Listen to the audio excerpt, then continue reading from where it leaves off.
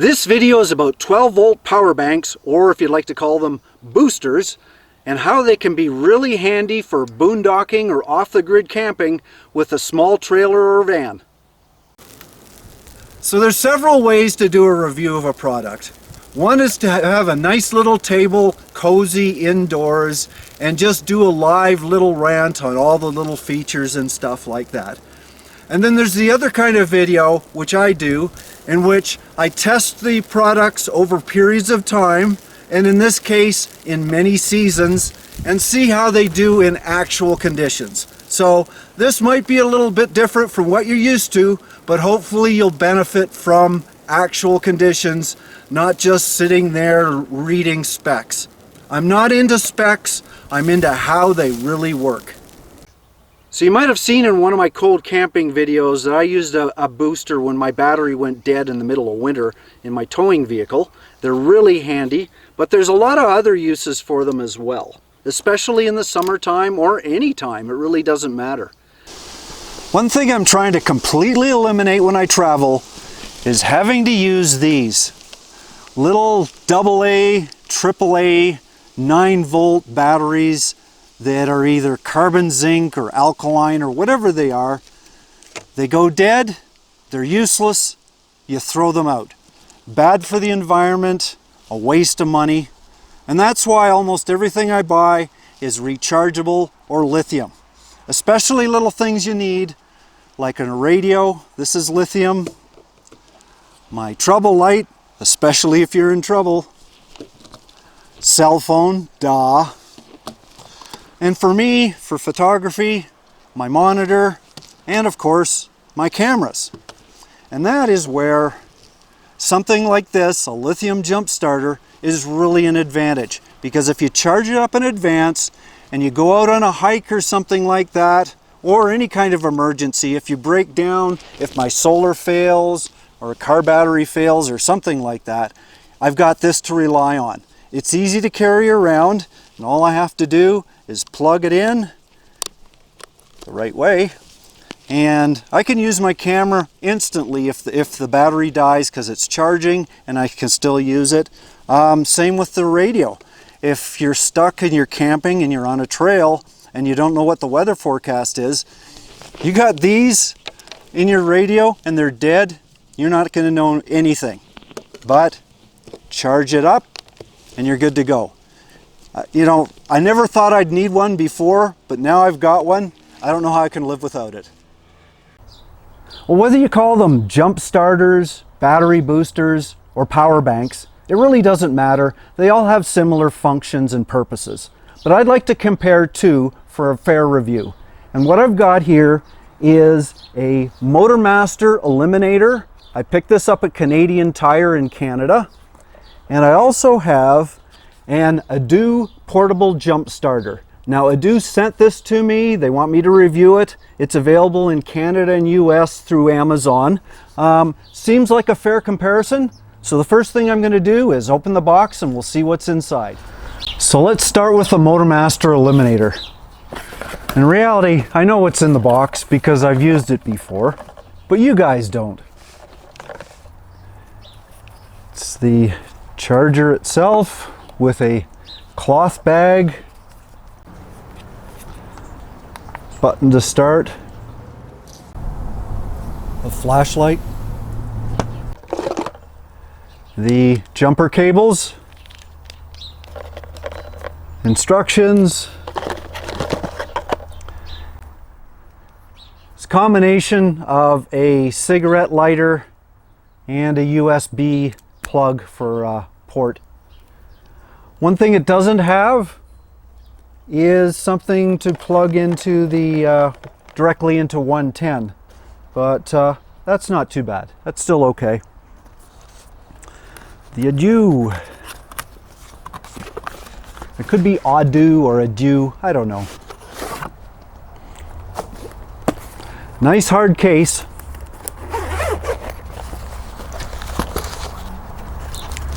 Instructions.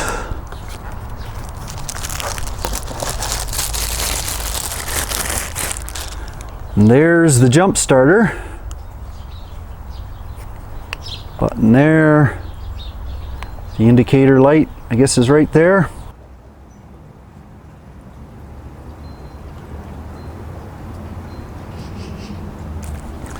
And as far as other stuff goes,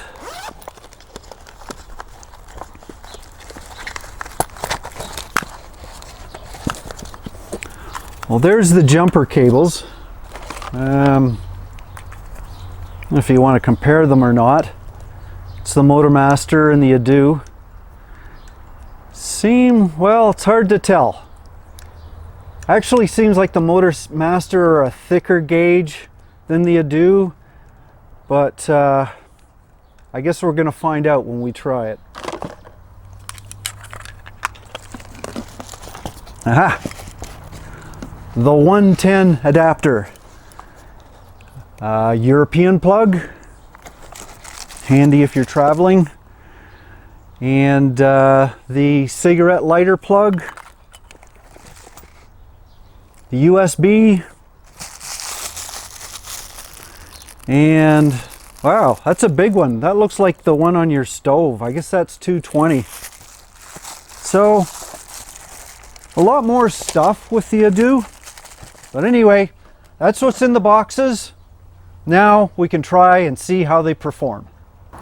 Well, this is my daughter. She's got a problem. Her car won't start. Even though it's the middle of the summer, it always happens. She's away for a few weeks, comes back to the car, and it won't start.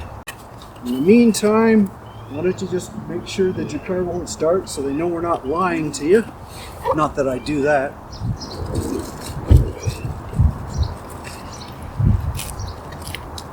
It won't start. Did you? I didn't even hear it click.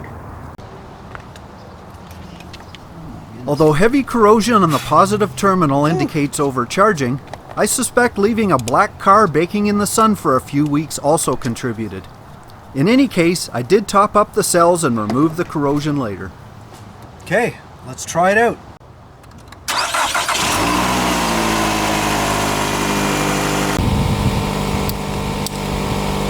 It works.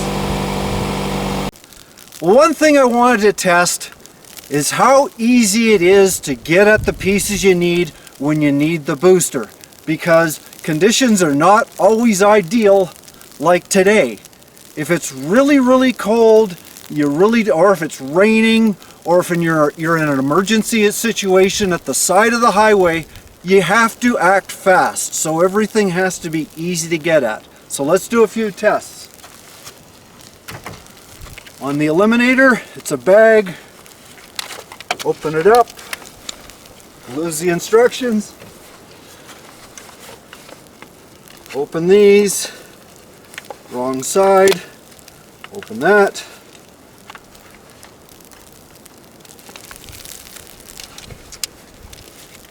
and we're good to go.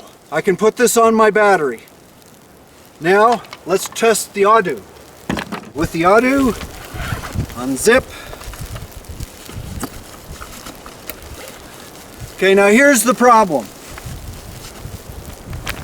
I can't get this out.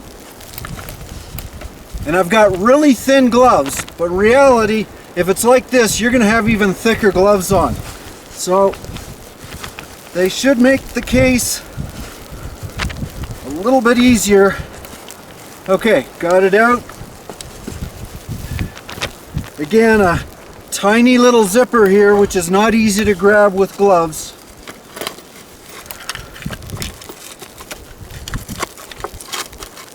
And there's a lot of stuff I have to work around,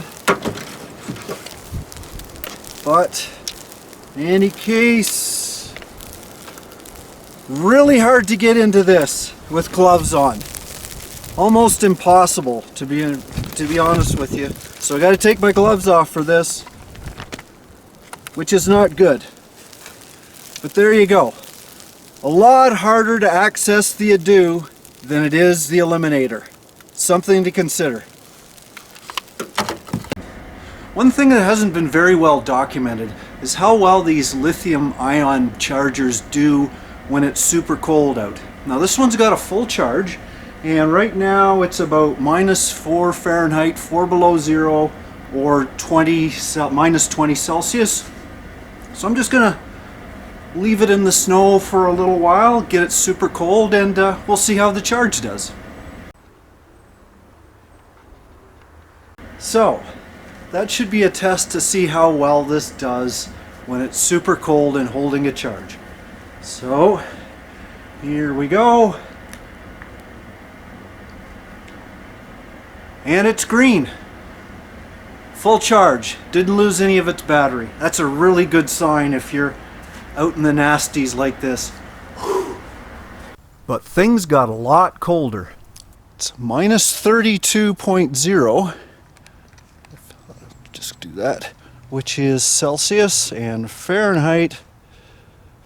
That's minus 25.6, below zero. Car battery's died, so I'm going to turn it on. Make sure, and yes, we still have full charge.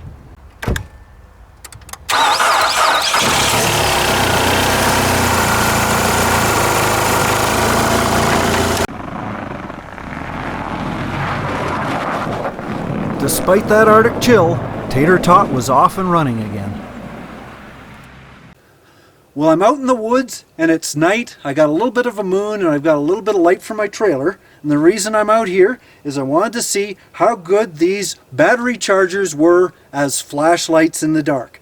Now, first challenge is going to be, can you find the buttons in the night? Because it's really dark out here. And on the Eliminator, I can see 3 buttons. It's the choice of which one's the right one. So first one is not it.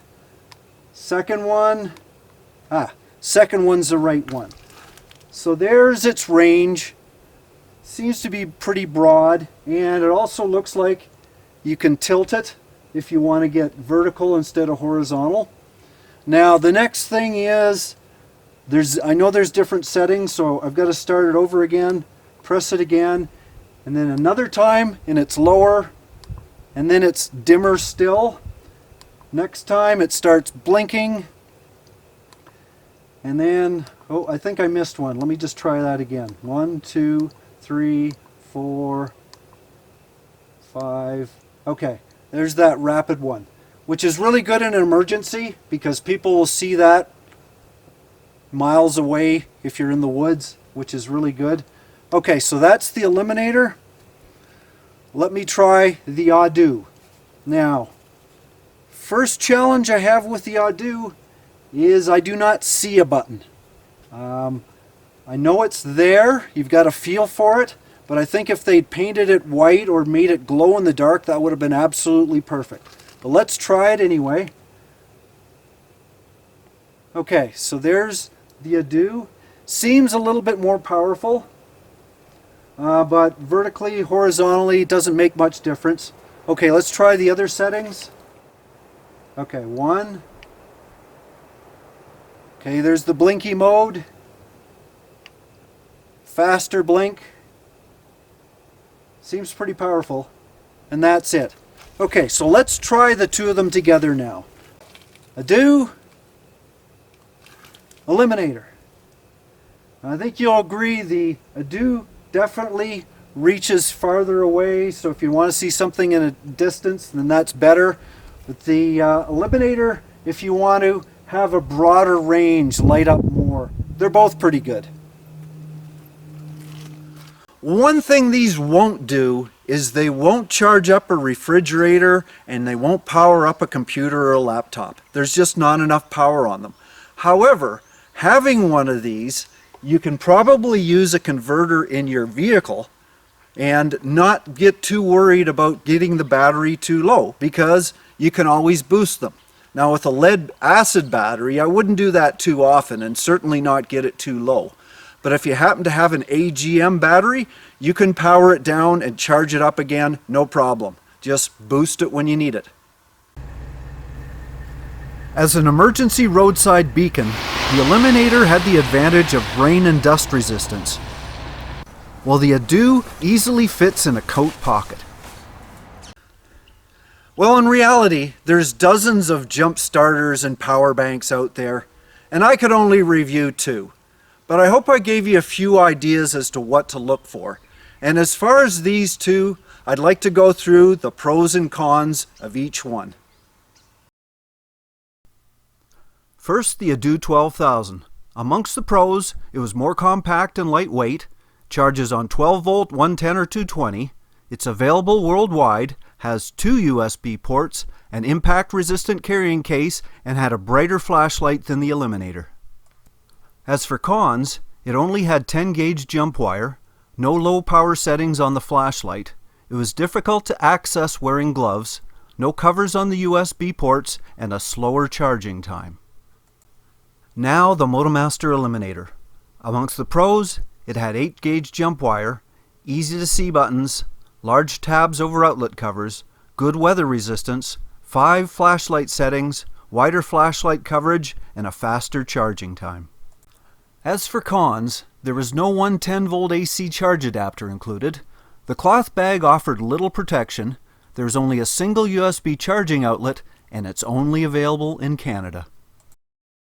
Well, I hope you enjoyed this video and found some of my ideas useful. And please check out my other ones as well. As for the power boosters, if you've got something else you'd like to say, please leave something in my comments section. And if there's a product you'd like to see reviewed, I'd like to hear that as well.